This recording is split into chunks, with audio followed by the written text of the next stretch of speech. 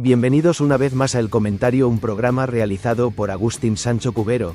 Este programa está disponible en YouTube y en las principales plataformas de podcasts. No te olvides de suscribirte, es gratis. A continuación empezamos el programa. Bienvenidos, hoy vamos a meternos de lleno en un tema que, ha dado mucho que hablar últimamente.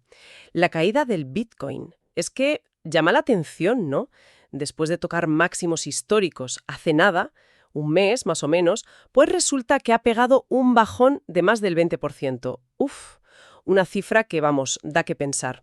Y ese es justo el meollo de lo que queremos analizar hoy. La entrada del Bitcoin en eso que llaman mercado bajista. Un bear market, vamos. Para entenderlo bien, nos vamos a basar en las ideas clave de un artículo que se titula La caída del Bitcoin y el mercado bajista. ¿Qué buscamos? Pues desgranar un poco las claves de esta caída, según lo que cuenta esta fuente, claro, intentar ver qué factores la han podido provocar y qué podría suponer esto a corto plazo, siempre basándonos en la información que tenemos. Así que venga, vamos a ello. Para empezar, creo que es importante ponerle números a la caída, para ver de qué estamos hablando exactamente. Hablamos de un 21% menos desde aquel pico de $126.186, que fue hace un mes. Es bastante rápido. De hecho, la fuente cuenta que el viernes pasado hubo un momento, tenso, cuando el precio llegó a bajar de los $100.000, aunque luego recuperó. Pero la señal de que algo pasaba ya estaba ahí, ¿no? Sí, ese nivel de los 100.000 es muy psicológico. Perderlo, aunque sea por poco tiempo, siempre genera, nerviosismo. Claro. Y todo esto, lógicamente, afecta a cómo le ha ido al Bitcoin en 2025 en general.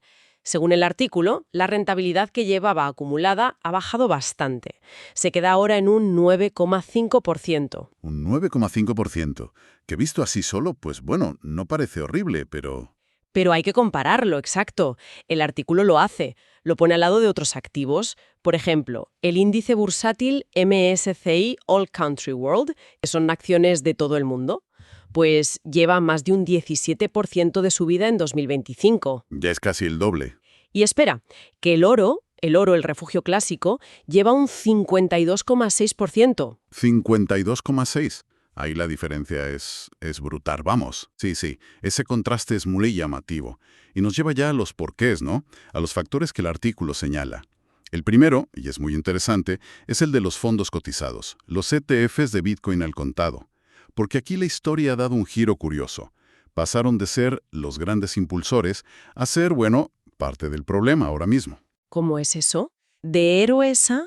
Suena a cambio radical. Totalmente. A ver, recordemos que la aprobación de estos ETFs, sobre todo en Estados Unidos, fue la gran noticia, la narrativa que disparó todo a finales del año pasado y principios de este.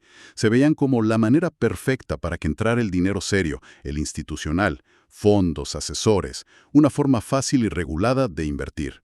Y de hecho, el artículo relaciona directamente la entrada masiva de dinero en esos ETFs con el subidón hasta el máximo histórico. Entendido. Eran el combustible del cohete, digamos. ¿Y ahora qué pasa? Pues ahora, según este análisis, la cosa se ha dado la vuelta. En las últimas semanas, en vez de entrar dinero neto, ha salido. Y bastante. El artículo cita a analistas como Sergio Ávila que explican el mecanismo. Es sencillo en realidad. Si los inversores venden sus participaciones del ETF, el gestor del fondo, ¿qué tiene que hacer? Pues vender Bitcoin en el mercado para conseguir liquidez y parar a esos inversores que se van. Ah, claro. No es solo un apunte contable. Tienen que vender los Bitcoins de verdad, que tienen guardados para respaldar eso. Exacto. Y esa venta, que es una venta forzada, no porque el gestor piense que va a bajar más, sino porque tiene que atender esos reembolsos, pues añade mucha presión a la baja en el precio. Si sale mucho dinero, hay muchas ventas obligadas. Y así es difícil que el precio aguante. Lo curioso es eso, ¿no? Como algo pensado para facilitar la entrada, ahora puede hacer que la salida sea más rápida y pronunciada. Una espada de doble filo, vamos. Que igual no se pensó tanto al principio. Tiene toda la lógica. Es como si la puerta de entrada funcionara ahora de salida de emergencia express. Pero todo es negativo con los ETFs. Solo sale dinero. No todo. El artículo también dice que ha habido compras puntuales en algunos fondos, tanto de Bitcoin como de Ether. Esas entradas, aunque han sido menores que las salidas últimamente, han ayudado a que el precio rebotara un poco desde los mínimos. Parece que todavía hay gente dispuesta a comprar cuando baja, quizás lo ven como una oportunidad. Señal de cierta resistencia, aunque La tendencia principal reciente ha sido la salida de dinero. Vale. O sea, los ETFs han echado leña al fuego de la caída, pero con algún comprador apareciendo por ahí. Pero decías que no era el único culpable. ¿Qué más apunta el artículo? El otro gran nombre que sale en el análisis es la Reserva Federal de Estados Unidos, la Fed. Parece que hay bastante inquietud en el mercado, miedo a que la Fed le dé al freno con las bajadas de tipos de interés. Uf, la Fed y los tipos. El pan nuestro de cada día en los mercados. ¿Qué temen exactamente, según este análisis? Pues el miedo concreto, según la fuente, es que en la reunión de diciembre, la Fed diga que ya no va a bajar más los tipos en lo que queda de 2025. Y este miedo no sale de la nada, ¿eh? El artículo lo relaciona con lo que dijo Jerome Powell, el presidente de la Fed, después de la última reunión. Por lo visto, sus palabras sonaron a que el ciclo de bajadas pues igual se había acabado por este año. Entiendo. Y eso no suele gustar a los mercados. Sobre todo a los de activos con más riesgo, como Bitcoin, ¿no? ¿Por qué? Exacto.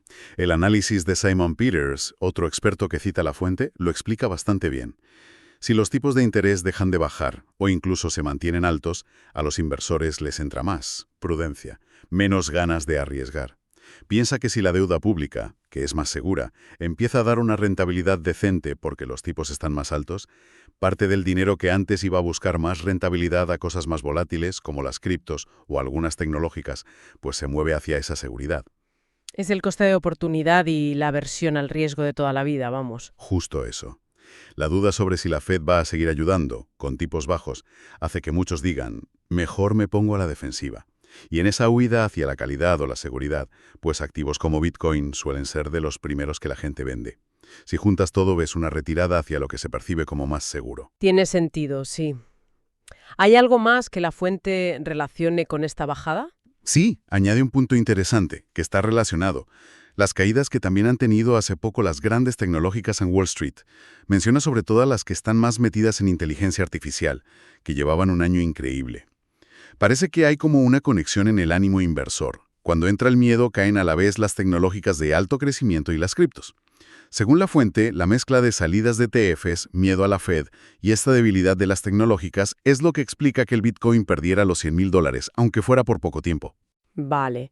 Hemos hablado mucho de Bitcoin, pero ¿y el resto del mundo cripto? ¿Ha caído todo por igual? Buena pregunta. El artículo también mira el panorama general y nos recuerda un dato importante. El 6 de octubre, justo cuando Bitcoin tocaba su récord, el valor total de todas las criptomonedas juntas también marcó un máximo histórico, $4,4 billones. Billones con B, de los americanos. Una pasada de cifra. 4,4 billones, imagino que eso también habrá bajado bastante, ¿no? Pues sí. La fuente cita a CoinGecko y dice que ahora mismo el mercado vale unos 3,45 billones. Si echas cuentas, es casi $1 billón menos de valor en un mes. La caída en porcentajes del 21%, prácticamente igual que la de Bitcoin solo. Y esto ha hecho que la ganancia acumulada en 2025 para todas las criptos juntas sea ahora de solo un 2,5%. Un 2,5% para todo el sector en lo que va de año. Uf, después de la euforia que había, suena muy poco. Pero todas las criptos importantes han caído así. Aquí es donde el artículo muestra que no todo es blanco o negro. Da un repaso al rendimiento de otras criptomonedas importantes en 2025, y la verdad es que hay de todo. Hay algunas que, a pesar de este último bajón, todavía llevan ganancias bastante buenas este año. Por ejemplo, BNB, la de Binance, un plus 41,7%. Tron, un plus 14,9%. Y Ripple XRP y Ether, la segunda más grande, aguantan con un plus 11,2%. Anda, mira. O sea que no todo el mundo está perdiendo dinero este año en cripto. No todo el mundo, ¿no? Pero también está la otra cara de la moneda, y es importante. El artículo destaca pérdidas fuertes en otras criptos conocidas. Solana, por ejemplo, que había tenido subidas muy fuertes, ahora en 2025 acumula una pérdida del 15%. Y Dogecoin, la famosa meme coin, se ha pegado un batacazo importante, casi un 43% abajo en lo que va de año. Vaya dispersión. Solana en negativo y Dogecoin hundiéndose así. Esto plantea una pregunta interesante, ¿no? Sobre si el mercado está empezando a ser más selectivo o si es solo ruido. Exacto. Esa diferencia de comportamiento dentro del propio mercado cripto es un punto clave. Ya no parece que todo suba o baje solo porque Bitcoin lo haga. Quizás sí, quizás los inversores están mirando más qué hay detrás de cada proyecto. aunque bueno, es pronto para asegurarlo. Pero la fuente sí deja claro que no todas se han comportado igual últimamente. Con todo esto que hemos visto, la caída fuerte, el mercado bajista, los ETF, la Fed, las diferencias entre criptos, la pregunta del millón está ahí, ¿no? El artículo la recoge citando a Sergio Ávila. ¿Es el final del ciclo alcista del Bitcoin? Me imagino que es lo que se pregunta a mucha gente ahora. Es la gran pregunta, claro. Y la respuesta que da Ávila, según el artículo, es prudente. Dice, no necesariamente. Su argumento es que lo que vemos ahora parece una reacción a cosas muy concretas y del momento. Las salidas de dinero de los ETFs, que se pueden medir, y un ambiente general más conservador, por el miedo a lo que haga la Fed, no lo ve, por ahora al menos, como un cambio de fondo o el fin de la tendencia alcista que venía de antes. O sea, más bien una corrección dura dentro del ciclo que el fin del ciclo. Hay más opiniones en el artículo. Sí, la de Simon Peters de eToro da una perspectiva histórica que también llama un poco a la calma. Él dice que, vale, una caída del 20-21% es importante y asusta, pero que la volatilidad va con el Bitcoin. Recuerda que ha habido varias caídas de más del 30% no hace tanto y no se acabó el mundo. ¿Ponía algún ejemplo concreto? Sí, menciona la caída entre enero y abril de este mismo año, 2025. En esos meses, Bitcoin bajó desde unos $109.000 hasta cerca de $74.500, una caída de más del 30%. Pero lo importante, dice Peters, es lo que pasó después. Desde ese mínimo, Bitcoin no solo recuperó, sino que subió más de un 70% hasta el máximo histórico de octubre, por encima de los 126.000. Visto así, la caída de ahora parece, bueno, menos dramática comparada con esa. Exacto. La visión de Peters, según la fuente, es que si te alejas un poco del día a día y miras el gráfico a largo plazo, la tendencia de fondo de Bitcoin sigue siendo alcista. Se basa en que sigue haciendo máximos y mínimos crecientes y que esta corrección, de momento, no ha roto esa estructura. Piensa que hay cosas que podrían darle la vuelta a la situación actual relativamente pronto. ¿Y qué cosas serían esas? ¿Qué podría hacer que se recuperara? Pues señala dos cosas, muy relacionadas con por qué ha caído ahora. La primera, que cambian las expectativas sobre los tipos de interés.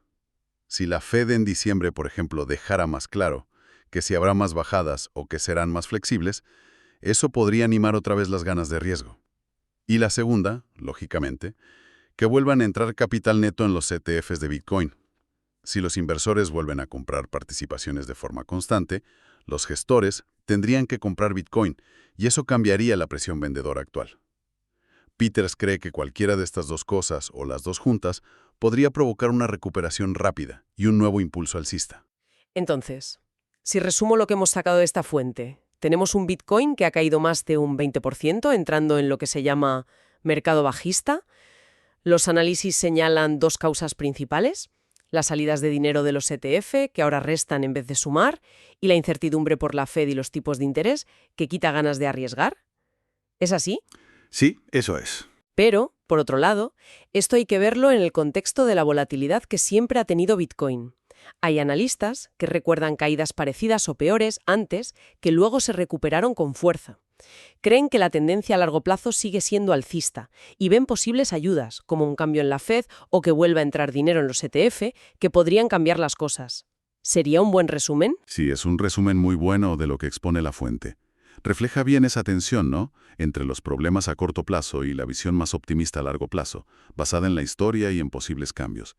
Y quizás para terminar, una reflexión que sale de todo esto, y que la fuente parece sugerir un poco. Ha quedado clarísimo el papel tan importante que tuvo la entrada de dinero institucional a través de los ETFs para llegar al último máximo. Fue un antes y un después. Pero ahora hemos visto igual de claro cómo esos mismos ETF pueden funcionar al revés, haciendo las caídas más fuertes cuando el dinero sale. Y esto nos lleva a plantearnos algo interesante para el futuro, ¿no? ¿Cómo va a interactuar esta dependencia de los flujos de los ETF, que ahora sabemos que va en las dos direcciones, con los grandes factores macroeconómicos, como lo que decidan los bancos centrales sobre los tipos? ¿Podría esta nueva dinámica, con el dinero institucional entrando y saliendo más fácil y con más volumen que antes, cambiar la forma en que Bitcoin se mueve, su volatilidad, su trayectoria, de una manera distinta a como lo hacían ciclos anteriores, cuando los institucionales influían mucho menos?